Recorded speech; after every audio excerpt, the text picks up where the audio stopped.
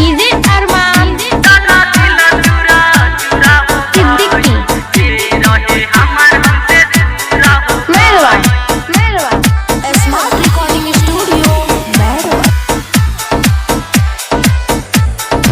टूटल दिल चूरा चूरा हो गई जे रहे हमार हमसे दूर हो गई।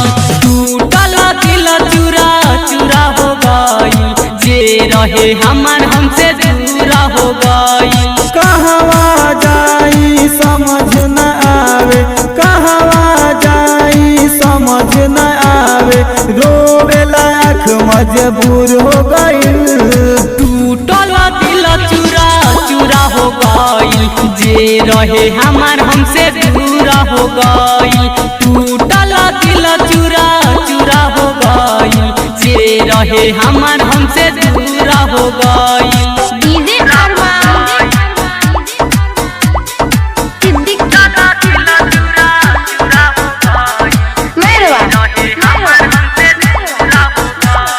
प्यार के यार हमारा के देख के धोखा गइल। कुहकी डहकी हमरो यारवा दिल पत्थर के भइल। दिल पत्थर के भइल, दिल पत्थर के भइल।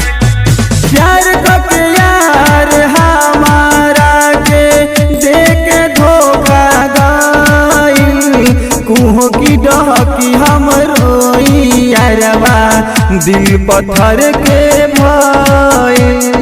सोचल न रहनी जवन बतिया उहे बात भरपूर हो गइल। टूटल दिल चूरा चूरा हो गई जे रहे हमार हमसे दूर हो गई। टूटल दिल चूरा चूरा हो गई जे रहे हमार हमसे दूर हो डीजे गई। अरमान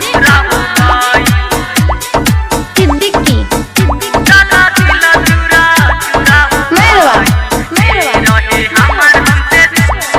कोई से किलो गवा प्यार करेला, प्यार में जिंदगी वारेला। दर्द होला इतना के प्रेमी अपन जनवा मारेला, अपन जनवा मारेला, अपन जनवा मारेला। कैसे के लोगवा प्यार करेला, प्यार में जिंदगी वारेला। दर्द होला इतना के प्रेमी अपन जनवा मारेला। विकास राजन कहे बेवफाई लड़की सन के मशहूर हो गई। टूटल दिल चूरा चूरा हो गई जे रहे हमार हमसे दूर हो गई। टूटल दिल चूरा चूरा हो गई जे रहे हमार हमसे दूर हो गई। अरे पूरा इंडिया हिली बाबू, खाली तू देखत जा।